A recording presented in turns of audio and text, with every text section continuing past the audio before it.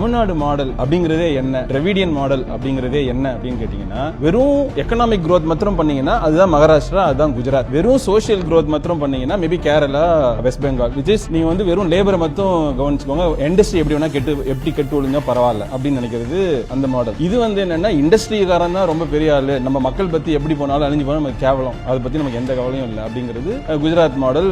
அந்த model Tamil Nadu model அப்படிங்கிறது இது ரெண்டுத்தையும் பேலன்ஸ் பண்ற. இன்னைக்கு தமிழ்நாடு வந்து நம்பர் 1 ஸ்டேட்டா இந்தியாவில் இருக்குன்னா அதுக்கு என்ன காரணம்? நம்ம ரெண்டுமே பேலன்ஸ் பண்ணி ஆல்ரெடி ப்ரூவ் பண்ணிட்டோம். அதையே நம்ம क्वेश्चन பண்றோம்னு எனக்கு தெரியல. ஏன்னா எக்கனாமிக் growth நம்ம பண்ணிருக்கோம், சோஷியல் growthம் பண்ணிருக்கோம். அது ரெண்டுத்தையுமே ஒவ்வொரு டைமும் பேலன்ஸ் பண்ணிருக்கோம். அதுக்கு ஒரு உதாரணமே இந்த பட்ஜெட் தான். நான் சும்மா ChatGPT லோட் பண்ணி என்னென்ன டாபிக்ஸ்ல வந்து பட்ஜெட் இருக்குன்னு கேட்டேன். ஐ அம் ஜஸ்ட் சோ flabbergasted. சும்மா படிக்கட்டுமா?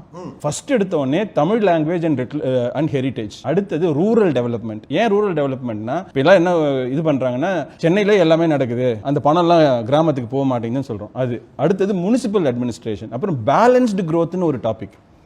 அதுக்கு அடுத்தது welfare for senior citizen, child welfare, higher education, Naan Mudhalvan scheme, youth welfare, health and family, industries, micro and small and medium enterprises, அப்புறம் வந்து information technology, water resources, green energy, transportation, metro rail, Adi Dravidar welfare, social harmony. டாபிக்ஸை பாருங்களேன். இது overall இதுதான். நான் எதுக்காக இந்த கொஸ்டினை முன் வச்சேன் அப்படின்னா, தொடர்ச்சியாக ரீசெண்டாக தான் ஒரு 20 இயர்ஸாக தான் வெல்ஃபேர் ஸ்கீம்ஸ் மேலே கல்லெறிதல் என்பது கூடுதலாக நடக்குது. அப்போ அவர் சொன்ன மாதிரி வெற்றிகளாக மட்டுமே போயிட்டு இருக்க முடியாது, இங்கேயும் வரணும். தட்ஸ் வை செட் ஒரு ரிசோர்ஸஸை பில்ட் பண்ணுறதுக்கு ஸ்பெண்ட் பண்ணக்கூடிய ஒரு பணத்தை ஒரு இன்வெஸ்ட்மெண்ட்டாக தானே பார்க்கணும். அப்படி பார்க்குற மனநிலை எப்போது மாறியது? இங்கே 91லேருந்து எப்போ நியோ லிபரல் பாலிசி வந்து உள்ளே வருதோ அது வரைக்கும் அதை பற்றி பேசுறதுக்கு பயப்பட்டாங்க. என்ன பயப்பட்டாங்கன்னா, நேரட்டிவ், அந்த நேரட்டிவ் உள்ளே இல்லை. ஏன்னா இது மக்கள் ஓட்டு போடுற மக்கள், இவங்களை வந்து நான் சரியானபடி நடத்தணும், இதை வந்து பெருமையாக பார்லிமெண்ட்டில் சொல்கிறதுக்கெல்லாம் அச்சம் இருந்தது. 91க்கு பிறகு என்ன ஆயிடுச்சுன்னு கேட்டிங்கன்னா, உலகம் ஃபுல்லாக, இங்கே மட்டும் இல்லை, உலகம் ஃபுல்லாகவே இந்த நியோ லிபரல் பாலிசி வந்து கெயின் பண்ணுச்சு. கிரவுண்ட் கெயின் பண்ணும்போது யூஎஸில் ஆரம்பித்து இங்கிலாந்துக்கு வந்து, அதுக்கப்புறம் வந்து international funding agencies, world bank வந்து, ஐஎம்எஃப்க்கு வந்து, அதுதான் டிக்டம்னு ஆனதுக்கு பிறகு பல நாடுகள் அதை பற்றி பேசுகிறது வந்து பெருமைக்குரிய ஒரு விஷயமா மாறி போச்சு. அது வந்து அதுக்கு நடந்தது பெரிய ப்ராசஸ். எப்படி ப்ராசஸ் அப்படின்னு கேட்டிங்கன்னா, ஃபஸ்ட்டு அவங்க என்ன பண்ணாங்கன்னு கேட்டிங்கன்னா, இந்த ஐடியா வந்து 70s வந்தால் கூட அதை வந்து ஒரு கவர்னன்ஸ் ஸ்ட்ரக்சர் உள்ள கொண்டு வரதுக்கு முன்னாடி என்ன பண்ணணும்னா, இன்ஸ்டியூஷனை கேப்சர் பண்ணணும். இன்ஸ்டியூஷனை கேப்சர் பண்ணுறதுன்னு என்னென்னு கேட்டிங்கன்னா, யூனிவர்சிட்டிஸ் இருக்குல்ல, பெரிய யூனிவர்சிட்டிஸ் இருக்குல்ல, யூனிவர்சிட்டிஸில் அதுக்கு உண்டான இன்டெலெக்சுவல் கேபிட்டலை உருவாக்குறது. அவன் தான் வந்து எங்கே உட்காருவான்னா இங்கெல்லாம் உட்காருவான்.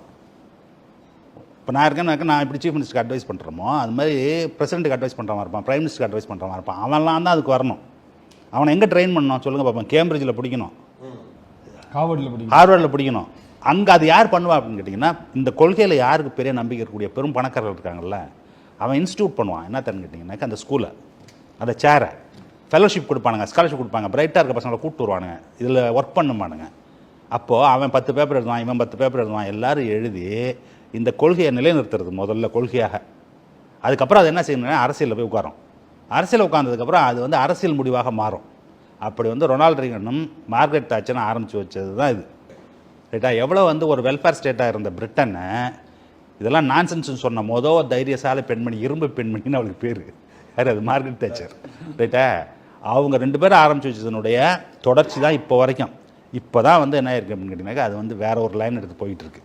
அதனுடைய ஒரு பார்ட் தான் நம்ம தனி கிடையாது.